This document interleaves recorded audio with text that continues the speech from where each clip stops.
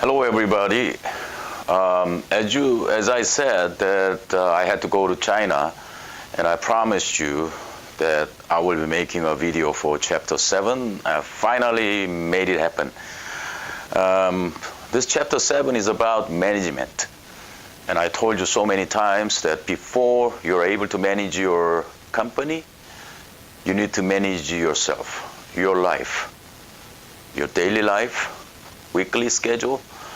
So I think sometimes you learn for your grades, but I always emphasize that you need to learn for yourself, to improve you, to better your life.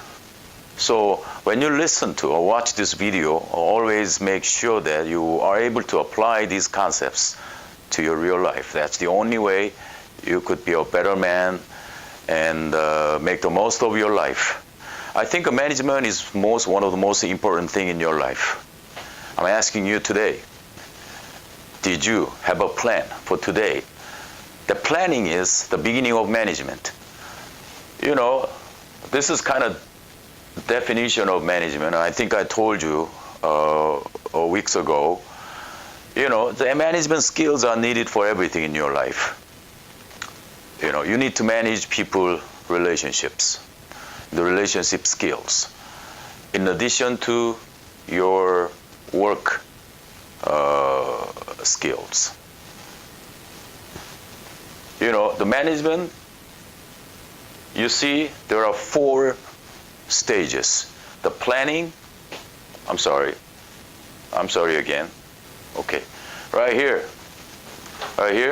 planning, you gotta plan first, and then you organize things to get to your, to make things happen.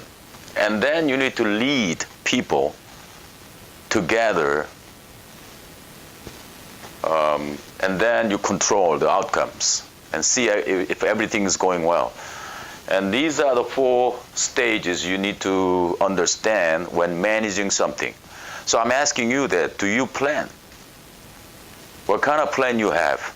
And are you organizing things together, putting things together to get to achieve your goals? Are you doing it too? And leading, are you a leader? You know, you don't have to be a great leader, but you need to understand the sense of leadership. Having a family is, in a way, you become a leader. You know, if you never understand the importance of leadership, then you will soon be in hardships and difficulties. And control. Make sure that whether you achieved your objectives and your goals, you know, pertaining to your, goals. So yeah, I got these right here in this photo. There's one manager. I think he's talking to all these employees, and right here he's got a plan, and he organized, and he had a proper staffing, you know, employees under him, and he leads, and he's asking everybody that, you know, did you achieve your goal in the past week? Communication right here. So his manager, I think no one wants to be always to be managed. You want to manage. So managing means you are in the driver's seat, you know. So let's take a move ahead. And so what's in the next phase? And the Matsushita Konosuke, one of the greatest businessmen in Japanese history, is the expert in management and business. And he's telling that everyone should know why they're doing this and what they're doing. Okay? And often we just do it automatically without thinking, why am I doing this? Why do I need to do this? First thing, as a manager, according to Mr. Matsushita, you have to have a story, your philosophy, your view about life, and what money means to you, and what does a society mean to you. Well, often students say that, you know, society is too big, word for me. I'm not even able to manage my own self. But because you are a member of society, you need to define what society is and society to you. Because you can be defined only within the society. And no one exists alone. Aristotle said that human beings are political and social creature. And we see today's manager requires more than anything else the communicating skills and team player and all these things. Motivator, leader, and think about yourself. Are you a good communicator? I'm not talking about just mediocre communicator. I'm not talking about just on the average communicator. You gotta possess the excellent degree of communicating skills before you graduating from college. Why? These days, corporations, companies, any organizations require you to handle multicultural and ethnic groups and people. You never know. You might find job in Japan and China and Korea or in anywhere in Europe if you are capable of planning, organizing, leading, and controlling your resources and people. Right? So you have to possess a great adaptability and foreign language skills. Some of foreign students in my class, I think this is a great opportunity to learn some even basic level of Korean language. We never know, like Steve Jobs say, that connecting dots, something you do today will someday be connected, So, if you want to be a manager, make sure that these are the things at least you need to possess. You see, according to Peter Drucker, he said that most important quality of a manager, among other factors, is this: integrity. Without integrity, the organizations will not hire you or will not promote you to the higher positions. Why? That's the most important and fundamental and indispensable element and quality of a manager. So integrity means no matter what you do, when you are having discussion with your classmates, are you able to display that immediately? When you are given a task or when you're doing a group projects in your class,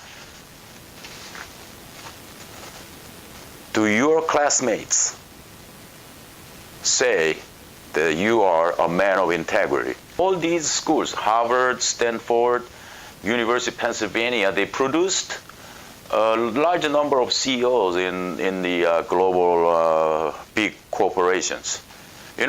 What's the key ingredients when they hire these guys? Well, it's like leadership. It's like integrity, unlimited responsibility and dedication to their work. All right. So this is the mission statement of the Ivy League schools in the United States. Take a look at that. Harvard, Yale, Dartmouth, and Cornell. They one thing in common in their mission statement is leadership. It's a leadership. To be a leader, having that integrity and sense of responsibility and commitment is a must. Okay? So if you dream of becoming the global leader, the CEO of any global organization, the one thing you have to keep in mind all the time, every single minute, is integrity. Yeah. Anyway, the 4 functions of management, I'm going back to the basic 4 elements of management. Is planning, leading, organizing. I want to put organize first. And the leading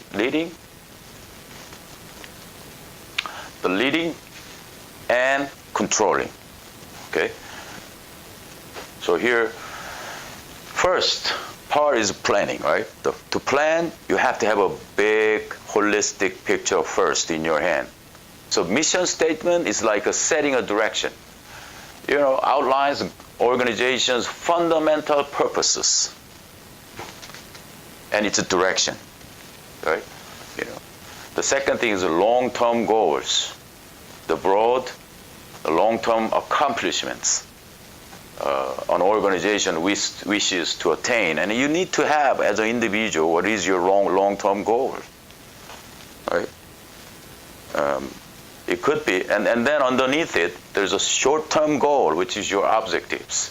It's more specific, short-term statements. In our class, you might say, my objectives is do well in your exam, or quiz, or projects, all right? And the goal could be that I want to understand the basic concepts of management, all right? Once you have a planning, and I want to tell you about what the mission statement should contain. These are the stuff. Organization's self-concept, their identification, the keywords, and their philosophy. The company philosophy should be specified or described in their mission statement. The long-term survival needs. Corporation, they need to survive for a long period of time. They assume that it's going to be short-term, not short-term, but long-term based. And it also reflects customers' needs. Corporations and companies can exist when people buy it and purchase and use their services and the products. So needs is one of the key things they have to address. And social responsibility, without society, we have nowhere to go.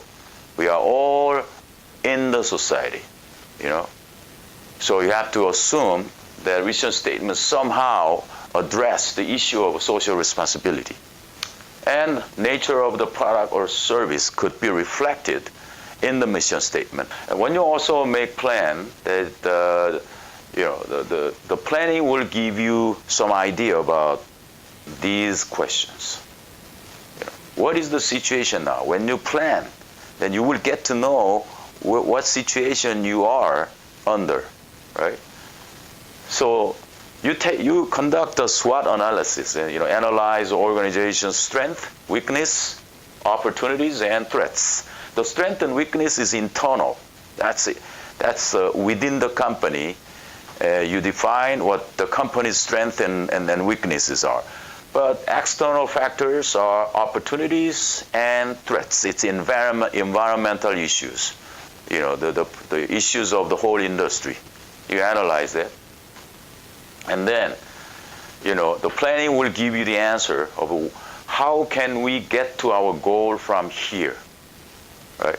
How are we going to get there? So that you need strategic planning, tactical planning, operational planning, and contingency planning. You got to think about it, and you have to come up with these ideas and plans. Okay? Again and again, then I'm telling you that. Are you conducting SWOT analysis about yourself? Do you know what your weaknesses and your strengths are? Not just barely enough, but thoroughly. And then you have a strategic plan.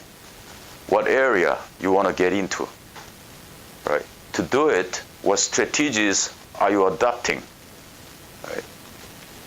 And then, if you take a look at more strategic planning is like normally the top leaders are responsible, okay? The broad, long-range goals by top managers.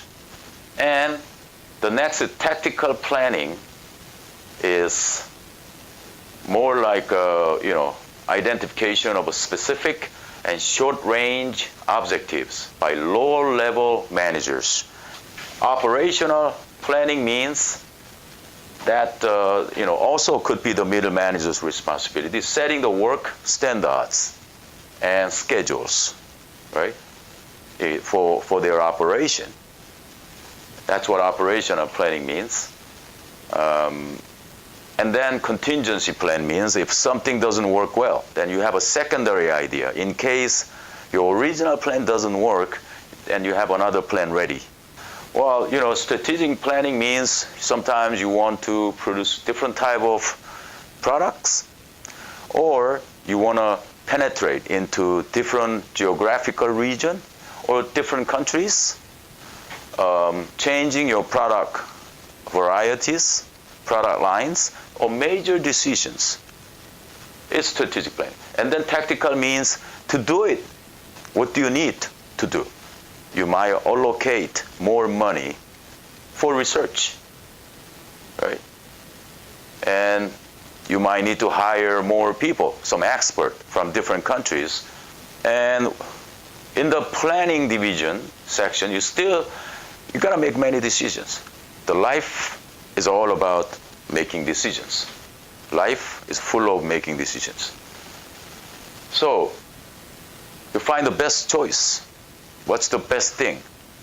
But you need to know the rule to make the right decisions, the right choice. First, define the situation objectively, not subjectively. When you do something, the first thing you need to do is define. For example, you are a college student, and have you ever tried to define what college student is? What college education is? What the meaning of being college university student? Or you just come and study, and get higher grades, and then graduate. And to make a good decision, you gotta search for needed information. These days, it's pretty easy. You need to Google it, and information pops up. And develop alternatives. Do you have alternative plans? If this thing is your first choice, if that doesn't work, and I got contingency plan, which I talked about it briefly, and decide what alternative is the best. Right? Is best. Because you got many choices in your hand. For all major things, decision. And you gotta do it. Knowing is not enough. Learning is by no means enough. I expect everybody to do. And sometimes you fail, but by failing, you learn more. Next time, your mistakes will be smaller and lessened. In the end, your success rate will be above the average and improved. So determine what decision was good one and follow up. This is kind of controlling too. And the next thing is when you plan all these things. Next is you organize. And first you need to think about these are the top management. This is the top management level. President and vice president. And then mid-management. Plant managers, division heads, and branch managers. And then supervisory, the first line management. Right? So after graduating from college, you're most likely, get here, right, after a few years of experience. And underneath is just the employees, the leadees, workers, the laborers, right? They are making all these strategic decisions, important decisions. But funny thing is, who's working harder here? Or sometimes people say these guys are the one who spend more hours on work, and these guys spend less hours working. Why? Have you heard that top managers are often seen in the golf course playing golf with guests and business partners? If you define that as working, well, that's a working too. But in the eyes of some people, that playing golf in the daytime under the fine weather, it's not working. You know what? These guys make sure that they take days off to be more creative. They're responsible for creativity and the innovation and what? Adaptability to new changing environment. So they got to take a break and take a rest so that creativity will be always in their range. But these guys don't have to be creative, so they just do whatever job they're required to do. So where do you want to be?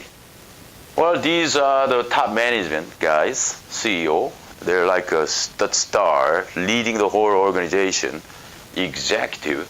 And then there's like, operating officer and information officer, meaning that this person is handling advertisement, public relations, and all the information. I think that this becomes more important these days than other stuff.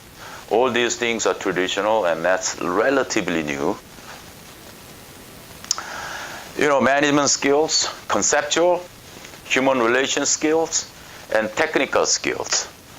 What skills you think is most important for CEOs and corporate leaders? Ask yourself. What's your answer? All right. Relationship skills, conceptual, and technical. Let's go here. For top managers, the conceptual skills is needed the most. Why? They have to take a look at the whole thing conceptually, because they have to look at the whole thing. So conceptual skills is most needed. And then secondary, the second important skills are human relations, because they have to lead the people. Right? The third is technical skills, like, the work skills. Computer, like writing skills, or fixing something, whatever skills you need to perform your job. So I want to go back and see technical skills is the ability to perform tasks in a specific discipline or department, right? The specific skills you need to do. The mid-level conceptual skills and relationship skills are equally required, and technical skill is secondary. But low-level guys, managers, they need technical skills more, and then human relations secondary, and conceptual skills so less needed. So where do you want to be at? One of the important key thing in organizing resources and things, people, is a staffing. You have to, in other words, you have to hire right people more than anything else. Your success depends on what type of employees, co-workers you have. It's the first who, then what. The company doesn't set the direction first.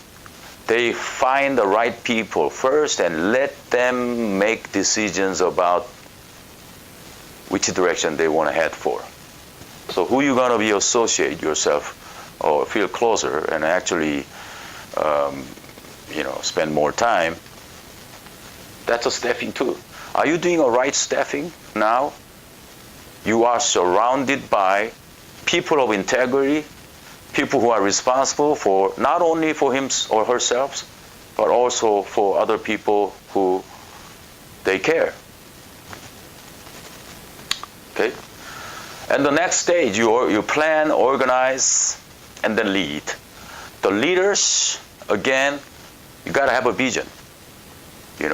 When low-level managers are only mindful of what's happening today and have a short vision, the company top leaders have a vision and somehow rally these people around that vision. To do that, they have to be ethical and transparent and unselfish.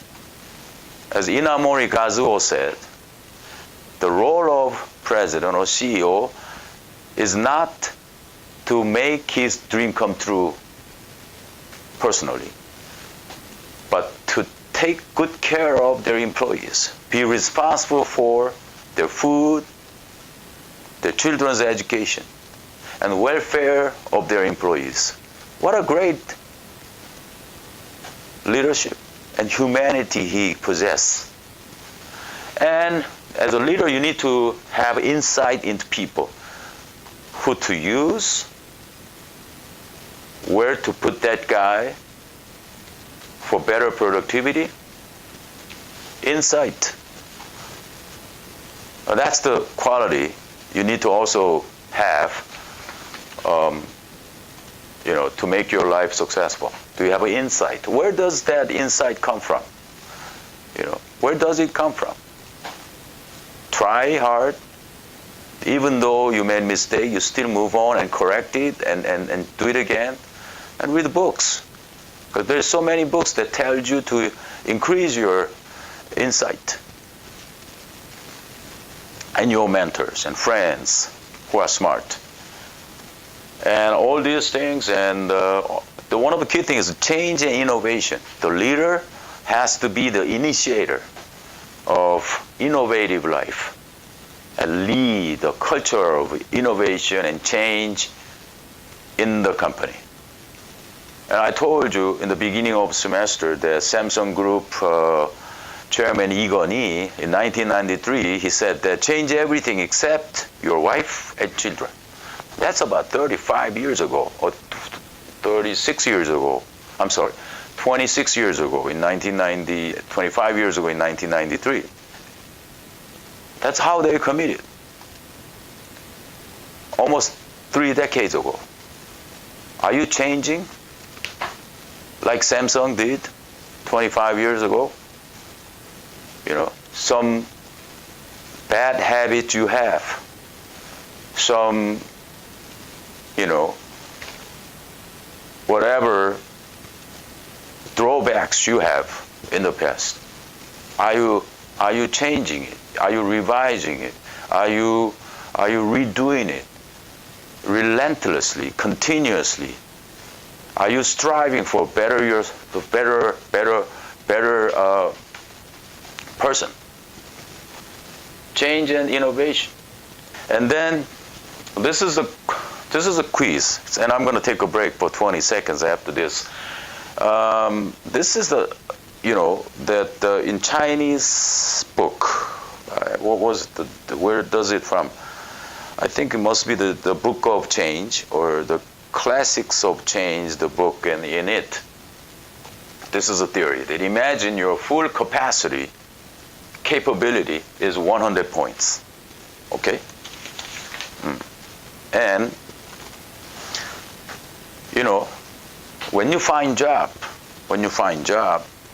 some job requires you to use 100% of your full capacity, or other job requires you use 90% of your full capacity or capability, or some job 80%, 70%, 60%, or 50%. Some jobs you just need to use 50% of your total capacity to perform well, or to perform comfortably. What level is the right answer according to the Chinese book, the Book of Changes, the classic theory? What is it? Stay tuned. I'll be right back after this message. 생각을 넓게 가져. 아주 넓게. If you have any problem, feel free to contact me. 对你来说，我们公司成交21亿啊，那太好了。무슨 내용이야? 과장님이 계약권으로 20억을 따내셨대. 아, 부담 갖지 마 그냥. 네. 아, 그냥 열심히 그냥 옆에서 배워보는 하면 되는 거야. 고등학교에서 배우는 전공 과목들은 고등학교 때 배운 상경 계열 과목들의 심화 과정으로 생각하시면 됩니다. 자네 특성화고 출신이라고 하지 않았나? 지원해봐. 네, 지원하겠습니다.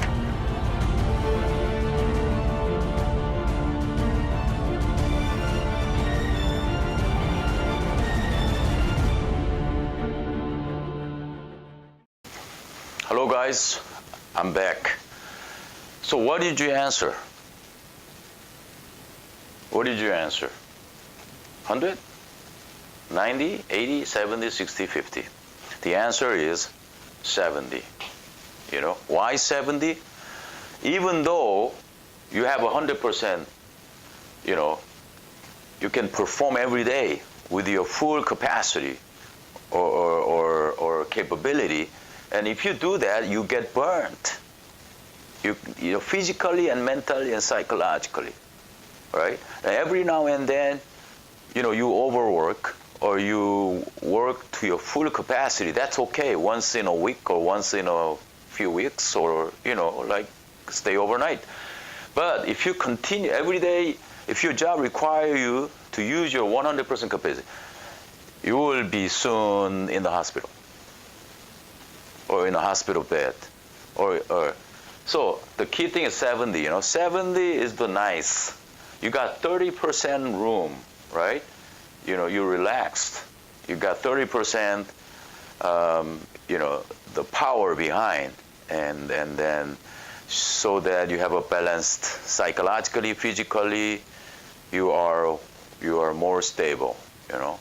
So when the job requires you to use only 70% of your full capacity every day, or on your work, and that's the best. That's the level. Okay. So think about it when you find job. You know, don't find job that's beyond your capability. The next is leadership style.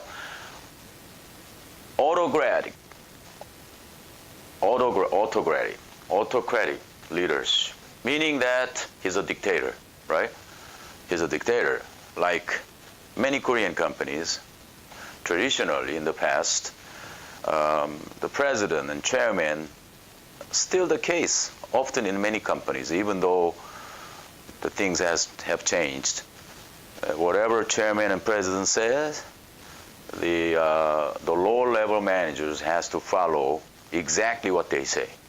But participative and democratic leadership is group decision, you know. Even though there are high, you know, top leaders and mid-levels, and they are more democratic, you know, brainstorming, and they're always, I mean, sharing ideas and making a decision together, right? But still, the top leaders has more say. They have more power and influence over the lower-ranking managers. The third one is free rein leadership. Well, this is a kind of a wave of the current days or future. So managers set objectives, so managers set the objectives and goals, right? And then employees are free to do whatever is appropriate to accomplish those objectives. Okay, so here, this means that the authority, power, the use of power by a manager, autocratic, manager has more power here, and this is a freedom for employees. Let the employees, frontline employees, make decision on their own. That's a free rein, right? They're allowed to make decisions. Well, sometimes the employee, first line managers will make mistakes, but overall, that will make customer satisfied more, and that made their business keep going, right? More power monopolized by top leaders, more power to the lower ranking employees, right? The different leadership style. Okay. Empowerment is something related to free rein style, meaning that the employees, the lower ranking, the front line, the employees have more authority to act. You know, empowerment is one of the key thing in company, the organizational behavior. If you want to be a leader, you need to empower your authority, you know, or delegate your power to your subordinates. right? So as a CEO, you cannot deal with every single customer yourself. You have to let mid-managers and your employees to deal with each customer. To do it, empowerment, delegation, in other words, is indispensable. Leading, again, we're talking about leaders. The management of knowledge is one of the most important things. Do you remember that? The 5 factors of production? So the 5 factors are labor, capital, land, entrepreneurship, and knowledge. So these days, the company that manages and controls knowledge are the most influential, like Google and like technology-oriented companies. And Amazon.com is also managing the knowledge for their customers. They're doing beautifully, right? So leader, you want to let people have the best available information to make better decisions. The sharing knowledge most efficiently within the company is so important. That's a part of the job that leadership has to assume. Finally, controlling, right? Planning, organizing, leading, and controlling. You got to control, make sure that everything is going well. Or you got to find out what area is lagging behind. To control your outcome and achievements, you got to establish clear standards. You're required to do this. Make sure that these are the commonly shared standards. And then monitor, record performance. Because you keep that records to see and compare later on, right? Now, how many hours are they working and what their output and the number of products they produced and the revenue that are generated, and compare results against standards. Well, it's above their expectations or less. And then communicate results with the employees, whether if they are doing well, praise them and motivate them and let them know. If needed, take corrective action. If things are not going well as they expected, then they need to make some corrective actions. Fix it, right? And then goes back here. And are standards realistic? Maybe our plans were too ambitious, or I scaled down a little bit. Goes back here. So that's what controlling means. So 5 steps of controlling. And finally, you need to measure your success. But you have to define what success means according to your goals and objectives, right? And each company has a different definition of a success. Each of you have different visions and the level of success. So what is your success? Traditionally, normally it's a financial. Whether we made more money, more profits, more revenue, or market share, financial. You know about these days? Emotional success is equally important. Morale, pleasing employees, stakeholders, and customers is important. And even their own internal employees, making them happy. Why? In the end, life is about emotion. It's emotional attachment, identification, affection, being loved. You have to understand the meaning of external customers, that the dealers who buys products and use your service. That's what external customers, but you need to pay attention to internal customers, that these are your individuals and units within the firm that receive services from other individuals or units. That's like your employees, right? Your own employees. Samsung, they have how many do they have? Several 100,000 employees under the group, right? That's a large number of people. You have to please these internal employees to please external customers. Well, Starbucks understand the importance of entertaining and making their employees happy. Why? Because they are the one who directly speak with buyers, coffee buyers. Right? So that's what, control related issues. Guys, well, thank you for, being with us, and we'll be having another 3 or 4 weeks before final exam. And if you have any questions, anytime email me or talk to me or call me. 再见。